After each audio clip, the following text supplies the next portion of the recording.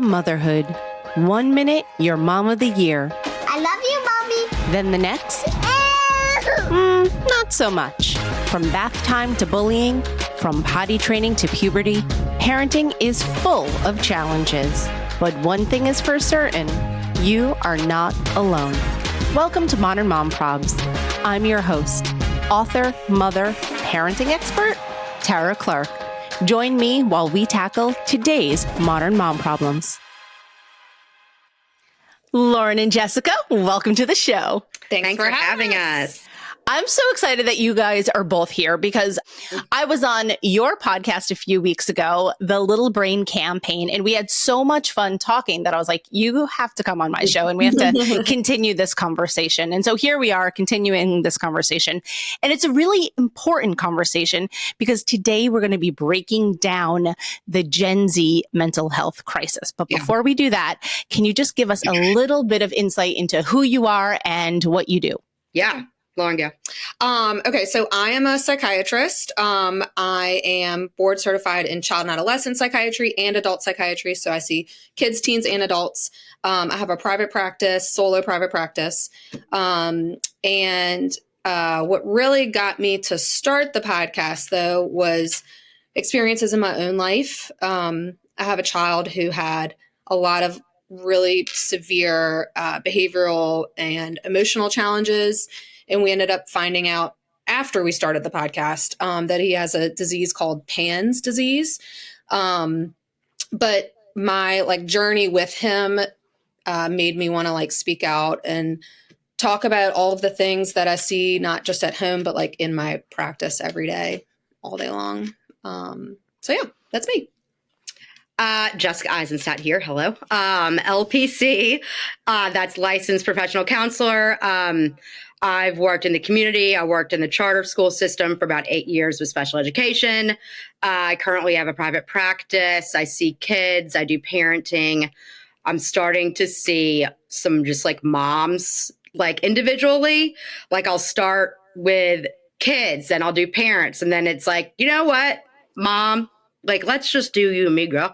Anyways, and so as it relates to desire to start the podcast, I mean, Lauren and I have very similar value systems, and we differ as it relates to nature and nurture as cause for behavioral issues, mental health issues, et cetera, and so on. And we just would have fun, during breaks, bantering. We were this could be an interesting little situation. So why? I mean, in addition to Lauren's journey personally, but adding that into, the podcast and the vibe. Yeah, you guys are a great vibe, which is why, like I said, we had so much fun a few weeks ago that I was we have to just keep all of this going because I love your energy and I love your vibe. No, it's true. But Lauren, I want to ask you a little bit about PANS and pandas because can you explain what that is? And then also, while you were going through this journey, were you thinking oh, maybe it's this or oh, maybe it's that, and you weren't really quite sure where to land on it? So I'll explain what it is first. So PANS is pediatric acute onset neuropsychiatric syndrome. It's a real mouthful.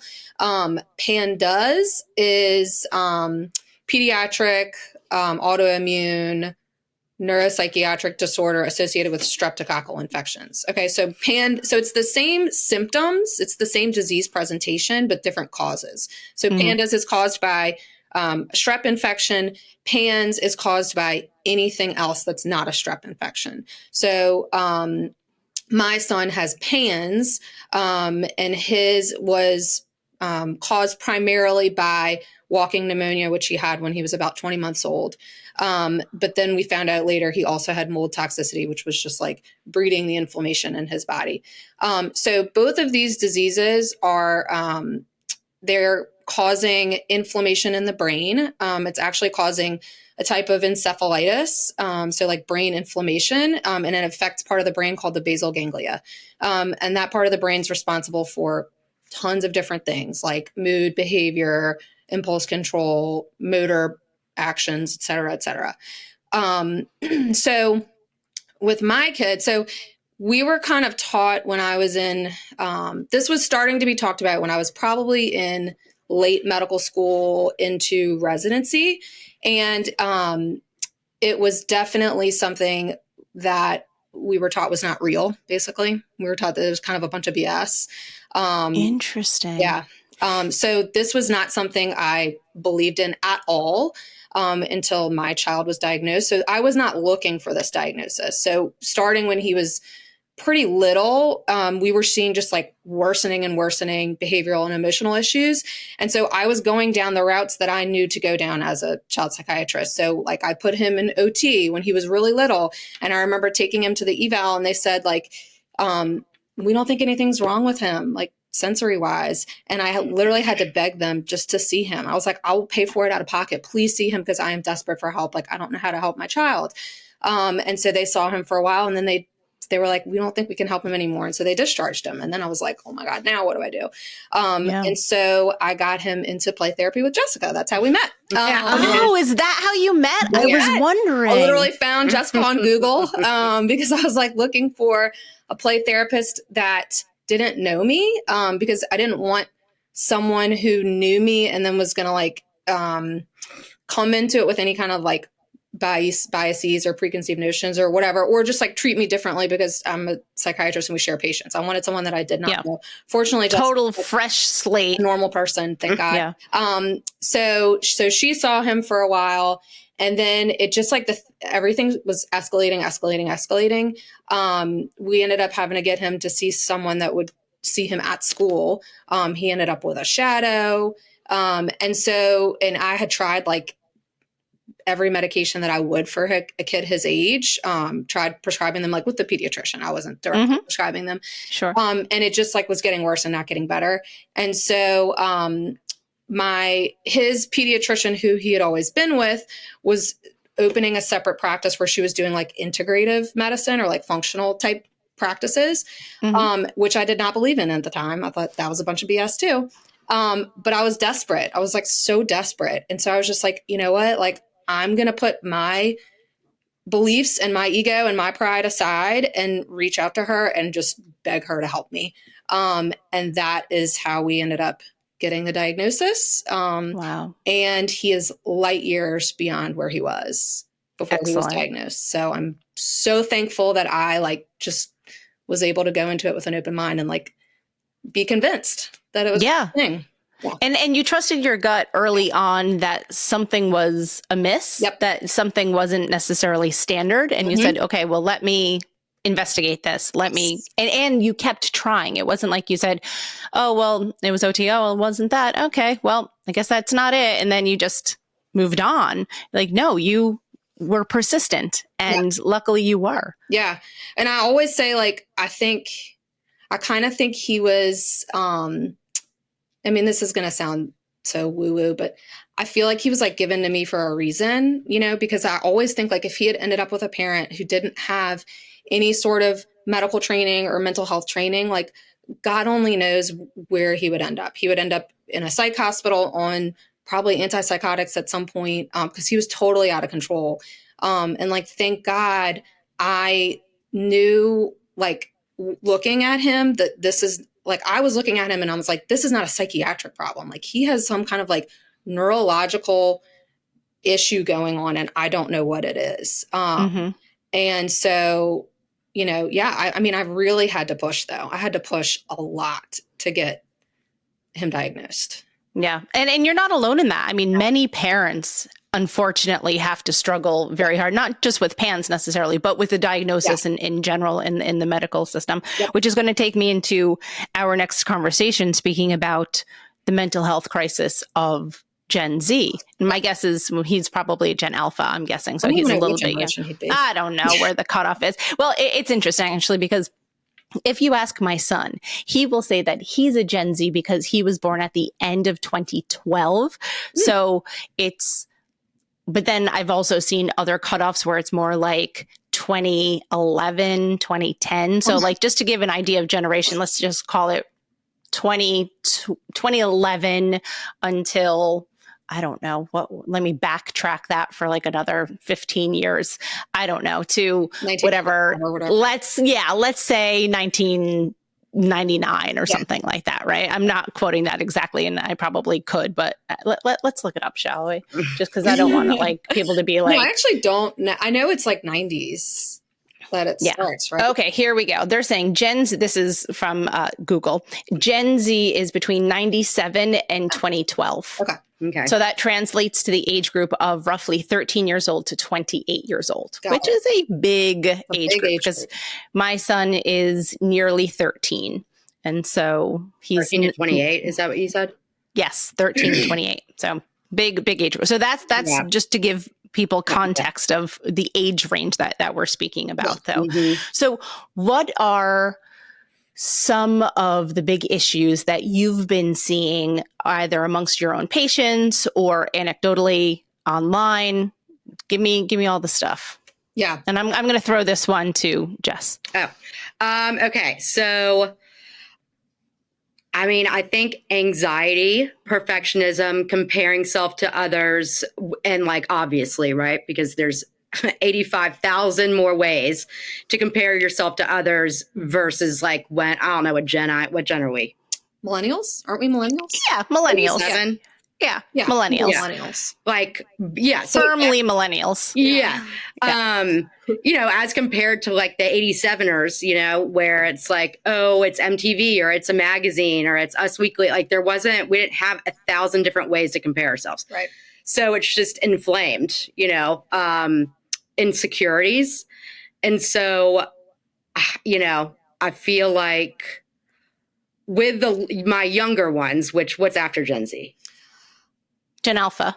Yeah, I actually don't even know. Oh, the look on your face. I thought you were joking earlier when you said no. I'm It's Gen super Alpha. serious. Is it going to be beta? Does it start like going? Yeah, the betas are being born right now. What? Yeah. Okay. I'm learning so God. Yes. Okay. So the Gen Alphas right now are children and like early ours. tweens. Yeah. And, like your kids are Gen Alphas, and Gen Betas are literally infants. They are being born as we speak. Okay. All right. Got it. So like the Gen Zers, I find in my practice, it's like I said, insecurity, anxiety, perfectionism. And then with the alphas, it's kind of the opposite. It's not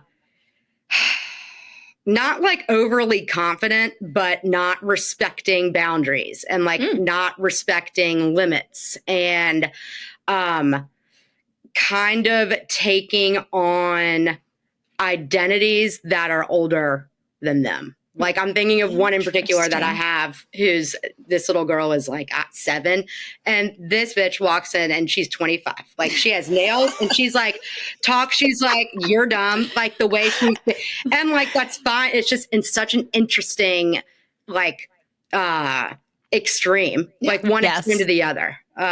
Anyway, so. Yeah, no, that makes sense. The other day we were at a practice for my son, and there was a girl much younger than him, and she probably was 7 or 8 years old. And she was talking to her other little friend who was also the same age. And she was like, yeah, so I'd like to go to Starbucks and get a refresher. And then we'll probably like hit up Target or something. And my husband, like, it was exactly my client. So funny. And my husband, like, because he's not as privy to those kind of like conversations or just children in general like that, aside from our own child. He was like, oh my God, she sounded like a 40-year-old woman. And I was like, I know, babe, that's what they sound like. I mean, it's scary. And like, I don't know. Anyway, so yeah, that's. Why do you think that is though, Jess? Like, do you think it's because they're being influenced from what they see on television or online? Like, do they have an older sister? Like, where do you think people are getting this influence? I mean, I'm a nurture girl. You know, I think the way we were raised, we're millennials. Yeah. Like it was, I guess, I know I'm get confused. Like the standards were different as it relates to expectations of children and the way you parent and things like that. And then you have Gen Z, where I feel like it started to swing, like the parenting, like way to parent started to kind of swing, where like kids deserve like respect, you know, which they do. I'm not saying they don't, but like, what is like that family's definition of respect, and how is that translating? You know, I just, and then the younger ones, I think it's totally swung totally the opposite. I mean, like in that way, where there's just so much freedom and so many feelings and so much validation and so much like, what did we say? We said this, like too much freedom to choose, you know, and access. Yeah. Like there's so much access with Gen Z and Gen Alpha. And God, there was like a phrase that we used, and it was like parents, God, as it relates to like tech, it was like, we're like parents are putting so much like faith in kids' ability to be responsible. Yes. To, like, be responsible and manage tech and social media and whatever, all of that shit on their own. And not. And so then you have the 7-year-old, you know, who's 7 and has 7-year-old developmentally appropriate behaviors like impulse control, talking back, testing limits. But then you add in all of this shit that they're not supposed to be privy to or even exposed to. Right. And so then it's like development's a scatter plot anyways, but then it's like this, they're scattered up here and then they're scattered down there. And it becomes really hard to start closing that gap. Yeah. And so that, and, you know, so then parents panic and we get more people in our office and, you know, that's. So it's probably like a perfect storm of like parenting trends changing. Yeah.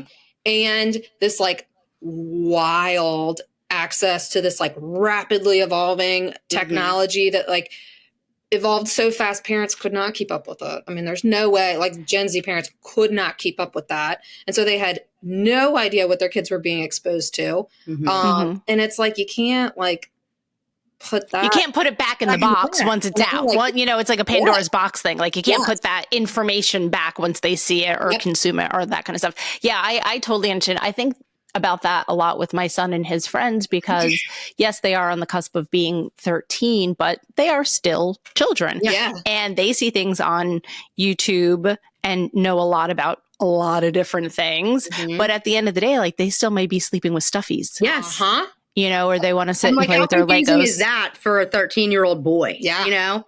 And like even like, yeah, screens and all that stuff, but even like TV, like what TV looks like now. Yep. Like, what is like allowed, I get, like what TV shows that like I think of Friends and like that's low risk if your kid is like hanging out while you're watching Friends. The show Friends. Yes. Yeah. The show Friends. And now like I just think of like sitcoms and like there's cursing in it. There's sexual like language in it. Like the communication, the way people talk to each other. And so it's just like, even if you are trying to limit screen, like individualized screen time, like you kind of, it's like inescapable. Yep.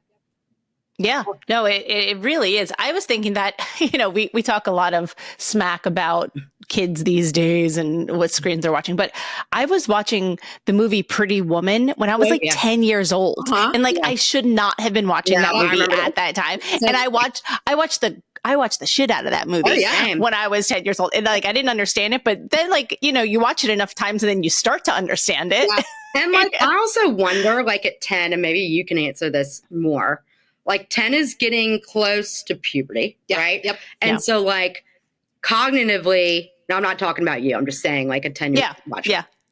Back then, like cognitively, you don't understand it, but I wonder if your physical body reacts to scenes. You know, at 10 years old, I already had my period. So I was watching that as, and I'm using this in quote, like as a woman, because I was menstruating at that point. But whether that was right or not is a different story. No, but like, it's just like an interesting, like, and again, confusing thing.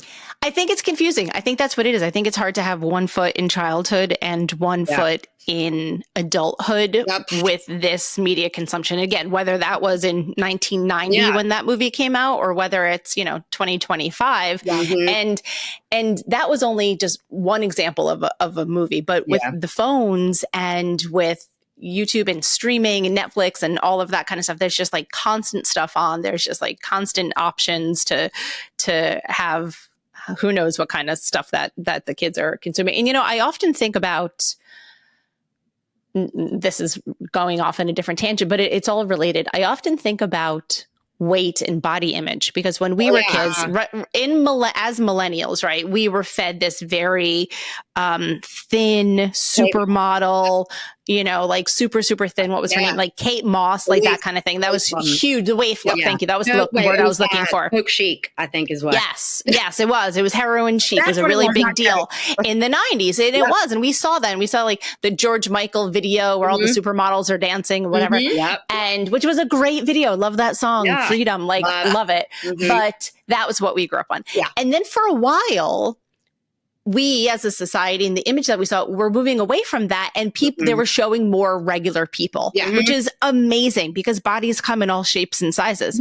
And then recently in the last like maybe 2 years, because there's been such a prevalence of Ozempic, it's really swinging the other way. And so now kids are starting to see the other images, like just as where I felt like we were like getting to a point where we're like, this is great. We're talking about body neutrality, and we're talking like, thank you body for waking up in the morning, and thank you for my legs for being able to run and my arms to be able to hug people. Like that's where we were heading. And then all of a sudden I feel like now we're switching over because of the GLP-1s. What do you think about that? Well, and like that, but also, since like social media has developed in this way of like filters and everybody, like it's crazy watching, if you watch a young person like I feel so old saying that, you watch a young person like take selfies or like someone taking pictures of them, and they know exactly how to like pose their body in these certain ways with like the foot up and the hip on the side. I wish I knew. And I'm like I was at the beach last week and I'm watching this girl for like 30 minutes. She had, I don't know if it was her mom or some older lady taking pictures of her in her bikini, and she's doing all the like poses, and it's like exactly in the way that makes like her waist look super skinny and her boobs look big and her butt look big and blah, blah, blah, all this kind of stuff. And then I know she's going to go add filters on top of that, and it's like, it's just this, these like standards, that like are never achievable, this like ridiculous standards of perfection. I feel very thankful that like social media was not around when I was growing up. Oh my God. Oh yeah, me too. I would have had, imagine. I would have been a disaster. I mean, like as a girl, like as a I was insecure girl, without it. Having to see that stuff, like I cannot imagine what that does. No. But also like, why, like, why are you in a bikini? Like, why are you sexualizing yourself? Well, this girl was like probably 20. Oh, JK. But still, she goes JK. It was like such a bizarre, and I was like sitting with my sister and my brother-in-law watching this, okay? And I was like, isn't this like bizarre? Like when we were that age, we were taking pictures with our friends. Like you'd be at the beach and you're like, I want to take a picture with my friends so that I remember being at the beach with my friends. Like I never like took a picture by myself, and like posted it. Like, but that's also another thing. Like this, I mean, two things. We were covering. Also, we were like, no one wants to take our cover up off. Like, no one was like, and it was like full size bikini bottom. Yeah, like we were all like, we're fat. Like that was just like the norm. So there's that. Yeah. And number two, like girls, and like this is good, bad, I don't know. Like it wasn't. You didn't want to be like the center. No, like, but draw attention to yourself. You're almost like hiding behind your friends. You like, want it, like you weren't, and so like, I don't know if that like good, bad, ugly, whatever. I don't know, but it's just something like how, like, is that parenting? Is that social media? It's probably more social media. Like, well, just creates such like a self-centered. Yeah, let's talk about that. That's true. It one thing that I really don't care for in this new like social media world, and this again is going to make me sound old, but I don't care, is the concept of main character energy. And that everyone has main character energy. And so I think that could be argued both ways. One person can be like, no, it's great. It's confidence. You got to get out there and live your life. You're the main character. Do that. Or are people so selfish that their main character energy and that they're not caring for others? I don't know. I think it could be debated either way. Yeah. I mean, I think it's probably a range. But I would say I do definitely believe that social media is making that range shift in the direction towards like self-centeredness and selfishness and not thinking about other people for sure. Because it's like, gosh, if you can, sit on stand on a beach for 30 minutes taking pictures of yourself, like, and then it's like, what else are you missing out on? Like, you're not playing in the water. You're not like having a conversation with someone. I don't know. Yeah, no. But like, as it relates to like main character energy, like that girl is probably severely insecure. Yeah. Like people who spend that much time or that much effort or like the frequency of which they post individualized whatever, that's like a direct correlation or sign or whatever that they are highly insecure. Yeah. And so like, is that main character energy or like, you know what I mean? Yeah. Like that's fake main. That's like not real main character. Thank you. Yeah. Like artificial main character, because you don't, if someone thinks that image and optics are how to be a main character, then like that shit fades and you end up like not even having an identity. Well, and it's like the only reason you're posting content like that is to get external validation. Correct. There is no other reason. Right. And that goes with like, that is the Gen Z shit. So so that I think is a big part of it. Yes. And I see it all the time in my office. I know you do too. Like external validation versus internal validation. Yeah. External soothing versus self-soothing. If a kid never learns how to validate internally or self-soothe internally, then they will always forever need something outside of themselves to feel confident, secure, safe, et cetera, et cetera. And so no judgment, if a 9-year-old is still sleeping in the bed with their parents, it's because they can't self-soothe and sleep alone in their own room. And if they can't self-soothe and sleep in their own room, how are they going to be able to tackle anything uncomfortable or risky, emotionally risky, or anxiety provoking in the real world, right? And so this girl on the beach is, I hope she still doesn't sleep with her parents, Oh man. Yeah, no, it's good. I love that concept of breaking down this external validation versus internal validation, because I think, that's always been a consideration for previous generations as well. But right now it is so tangible. Yeah. With the likes and the views and the comments and quantifying our worth through this stuff it's no wonder why people are ending up having crises. Like there's no surprise in that. I wanted to break down, because there was one thing that you said and it made me think about an article that I was reading earlier, and let me see if I could grab it. And now of course, like I'm not going to be able to grab it. Okay. So in the Financial Times today, there was an article, it was a study, said the troubling decline in conscientiousness. Young adults' personalities are changing with conscientiousness in free fall. And the next one is the digital world outcompeting real world commitment? There are graphs. The graphs are literally in free fall. You could see them absolutely. So extroversion and trust are also in decline. Interesting concept. So what do you think about the decrease of conscientiousness in today's world amongst the young adults? I would say that goes in line with this increase in self-centeredness, right?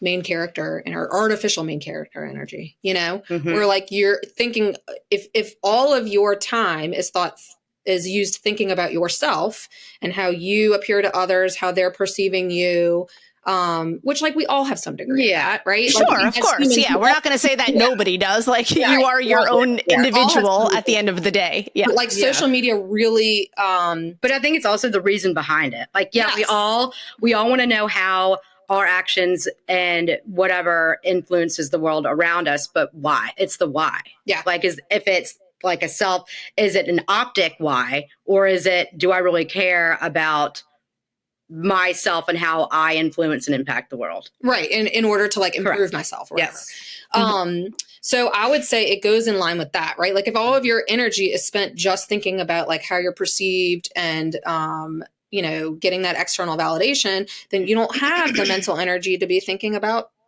anybody else. Yeah. Right.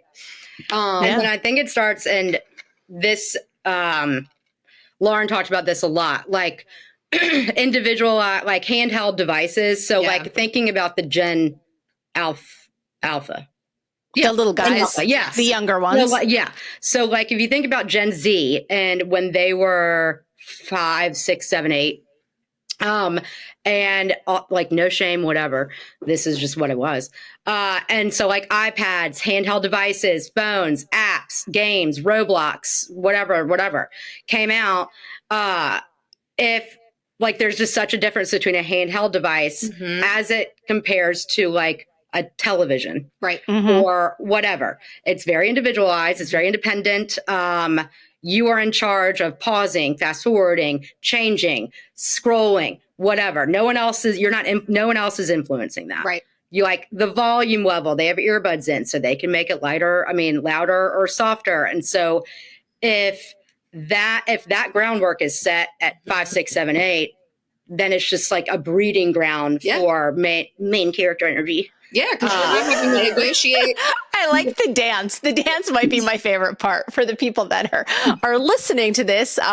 Jess did a really great dance, but if you're watching this on YouTube, then you get to see Jess's amazing dance. Dancing with the Stars. Call me. We talk about like, I can't remember what episode that was, but we talked like a lot. I feel like a lot of them. Yeah. Where we talk about like, that is so different than watching TV with your siblings, right? Yeah. Or even parents. around them. Like even like if you're in the kitchen and like your kids are like one of them is watching TV, but here comes another one. They're like, I want to watch TV. You're like, hey, I'm trying to study. Turn it down. Right. Or they have to negotiate on what they're watching, right? They have to like agree, and it's a communal experience and you talk about what you watch together, right? So yeah, the personal electronic devices, it just like, it is the breeding ground or like the foundation for this like self-centeredness. What I want, when I want it, as fast as I want it. And if I can't get it, and if I can't get it, then I'm going to throw something, yell, tantrum, throw a hissy fit. Yeah. And then that, can translate into school and snowball and whatever. Yep. Yeah, no, that makes so much sense. At home, I always suggest to my son, like, hey, let's watch a show together. Like, you get to pick the show. I love being able to have the opportunity to like sit next to him and, watch just something as simple as just watching TV together. Yeah. Makes a really big difference versus him going up to the playroom and, playing on his computer or something like that. So I think that's important. And up until now, he has like a computer, like with an actual monitor and stuff that he sits and plays at. But before that, he used to play on an iPad. And I always made it a point for him to play in a common area in our room, whether in our house, whether it was our kitchen, the living room, the dining room, whatever it was, is like so that he was not alone in his bedroom playing. So that was always a very big thing for us in our household. And we're very close and we like to be with each other. So even like now, friends, like he still loves we are. Yeah, no, we are. We're really, really close. And so that one, that takes a lot of work and two, it takes a lot of intention. And so even yesterday, he came back from a practice and he was like, I'm going to go upstairs and game. And I was like, all right, I'll come hang out with you. And so even if I'm like scrolling my phone or just hanging out, like we just like to be with each other. And so I get an idea of like, what's he watching? What's he listening to? Like it gives me real insight into his life. And I'm very appreciative of that. Yeah. It's important to lay that foundation. And I say that all the time, but I will continue to say that here. But it's interesting. I want to go back to the main character energy for a moment. As you were speaking about this, I was having so many thoughts. And one of the thoughts was, yes, everyone could have main character energy, but doesn't that also mean setting the right boundaries for yourself? Like one could have main character energy privately. It does not always have to be external and public for everyone's consumption. Like I like to have main character energy and I do that by setting boundaries. Yeah. Yes. I mean, I think, so comb out a little bit of what you're saying. Like, because what I'm thinking is like, you can be a main character and be able to like, not be so loud, I guess. You can be a main character. Like when you say boundaries, what do you mean? I can be a main character in my life and not post every location that I'm at online, not go to the beach and take a picture in my bikini. You know, like, I mean, if people want to do that, that's fine. That's their prerogative. But I'm saying for me, the way that I would live my best main character energy life is sort of moving in private and not necessarily posting that kind of stuff, not necessarily sharing things that I don't want to share, and just living my best life. And that is how I think that I would bring my best character, my main character energy. Yeah. And I think like you like your life, right? So like I love it. the girl I have a great life. Yeah. So you're not a person at this point in your life who needs or wants all that external shit. Sorry, I bleep me out. I don't even know if I'm allowed to curse on No, girl, you're fine. Don't worry. I'll just mention it on the bottom. All right, it's fine. But then I knew that coming in. I know you guys. Sorry. But like then you have like the 23-year-old who is not in that. So, like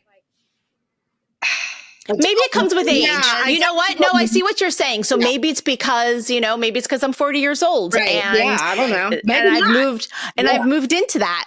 But I do know plenty of other 40-year-olds that are not necessarily in that mind space. But they're probably not happy with their life. Sorry. Like that, like I feel like the louder and the more like quantity of content and whatever you're putting out there, the less, like I said, less confident you are. And if you're not confident in yourself, then you're probably not super confident in your life. And so I don't know. I mean, I think it's all linked to that. Well, and it's just like if you're spending all that time and energy putting content about yourself out there, then what are you missing out on? Like, what are you not doing with that time and energy, right? Like living your life, Yeah. No, I think that about like, let's bring that back to the Gen Z and for the younger kids, like for let's say a 14-year-old girl who is producing a lot of content, who was looking for that external validation. What is that, taking away from? Could be reading a book, could be working out, could be hanging out with friends, could be hanging out with your siblings and your parents,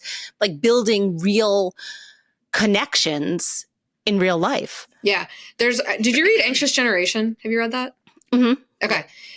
You know how he talks about opportunity cost in that book, which I love that term because any time spent using this kind of technology, there is an opportunity cost. You're losing an opportunity to do something else, right? That's likely probably something more meaningful, real life experiences. I mean, I also think that like, if you don't have buy-in, you know what I mean? Like, opportunity, do they want the opportunity? Like, is what matters most to a 13-year-old? Oh, I see what you're saying. Yeah, that makes sense. Yeah. I'm not saying like let them be on like external validation. That's just like part of that chunk. But it's like, and going back to like thinking like parents like thinking that kids can manage their time and whatever.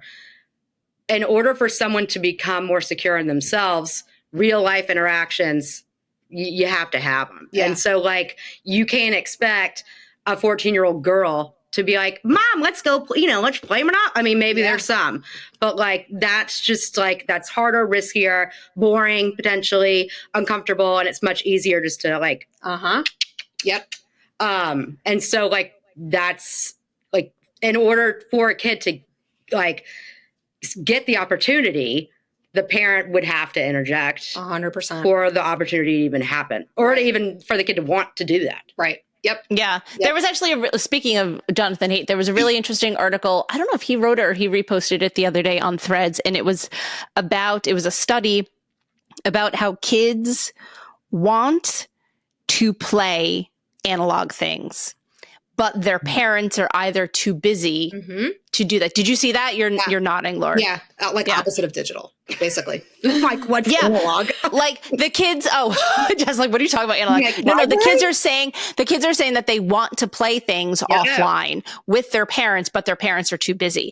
And I did not read the entire article, but I did see the headline and that it popped up, and that broke my heart. Yes. But because parents nowadays are so busy with work and other obligations that they don't necessarily have the time or the commitment to be able to sit down and play Monopoly, to your point. Yeah. You know what I mean? But there's repeated studies about kids wanting more boundaries on their personal electronic devices, kids wishing that they didn't have cell phones, that they didn't have social media. Like at my daughter's school, they actually did like a kind of like internal study where they had all of the kids, I think in middle school and high school, fill out these surveys. And it was like overwhelming majority wishes they didn't have cell phones, that they didn't have social media. It was anonymous, which helps them be honest.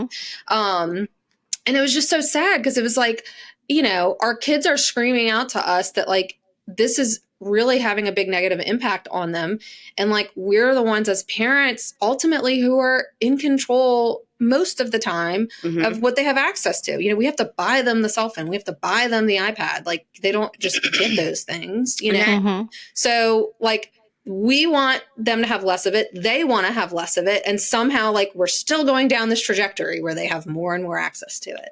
Yeah. I mean, I think boundaries, they want boundaries as it relates to tech. Like kids, we know that kids are most successful and confident when they know exactly, not all the time, but know what to expect. It's predictable. It's safe. There are limits.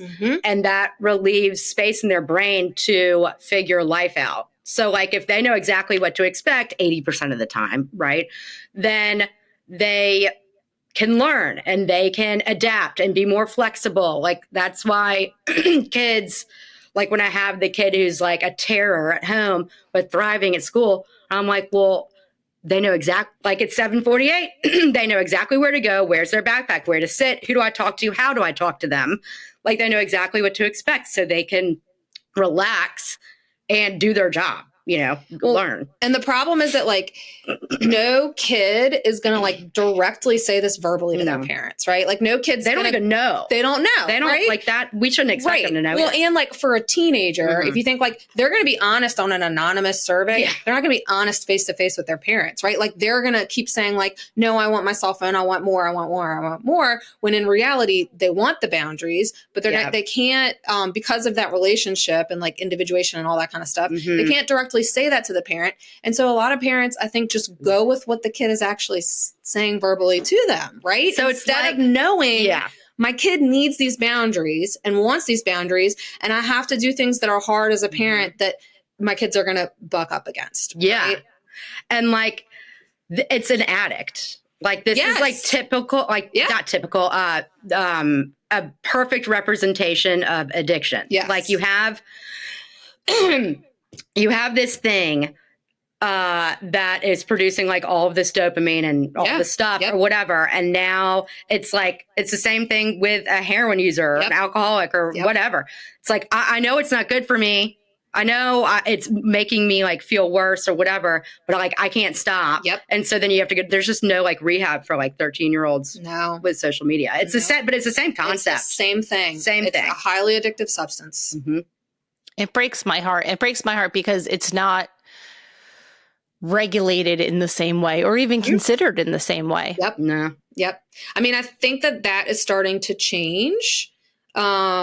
I think that people are becoming more aware and knowledgeable, and there is more research going into it. But the thing that like I always talk, because I do talks at schools and businesses about social media and screen time and like the consequences on kids' mental health and physical health.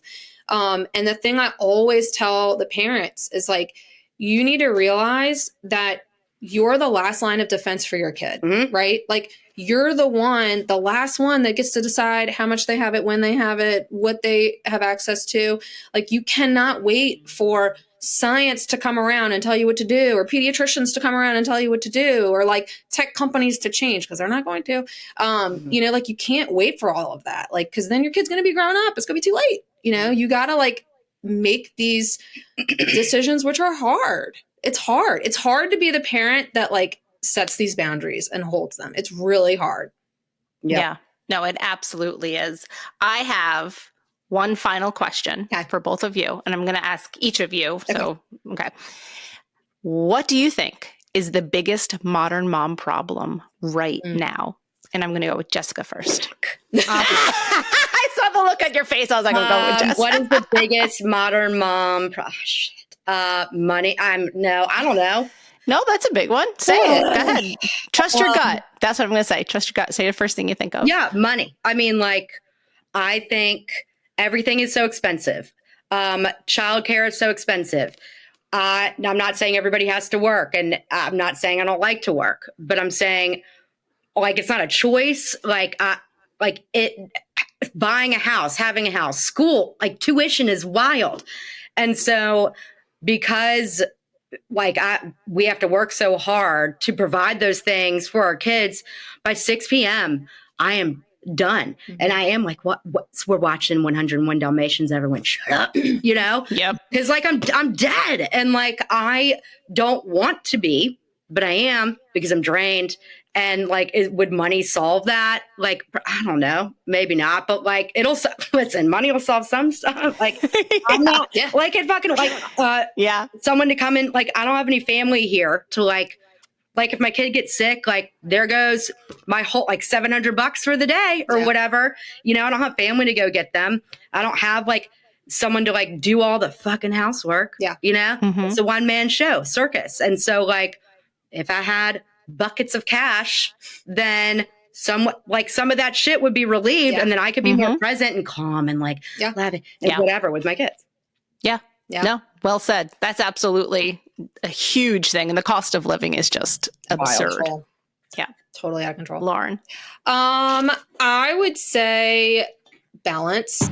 I think it is increasingly difficult for parents, and I would say moms. I'm going to be partial to moms here. To find balance in your life. I think it's getting every year, it's getting harder and harder because of all of the things that are leeching our attention and our energy, you know? And it's like, I struggle with this in my own life every single day. Feeling like it is just so hard to find balance in my life. It's so hard. Yeah. And I know a lot of other moms struggle with that too. Yeah. Yeah. You're absolutely not alone on either of those two things. Yeah. So no, thank you for sharing. Ladies, tell everyone where we can find you, where we can listen to the podcast. So we are on, as far as like listening to the podcast, we're on all of your major platforms, Apple Podcasts, Spotify, YouTube. Our social media is at Little Brain Campaign. We're on Instagram. We're on TikTok. So come check us out. Yeah. I love it. I love chatting with you. Yeah. We just keep it going. I could talk with you forever and ever and ever. I adore you both. Thank you so much for having us. Appreciate it. Thanks for listening to today's episode of Modern Mom Probs. I hope you enjoyed our deep dive in today's problem with me, your host, Tara Clark. Join me next time when I'll be interviewing another great guest and tackling another modern mom problem. If you enjoyed today's episode, please leave us a review and a rating. As always, you could head over to Modern Mom Probs on Instagram and give me a follow, or check out my book, Modern Mom Probs, A Survival Guide for 21st Century Mothers, available online wherever books are sold. Well, that's it for today. See you next time, folks.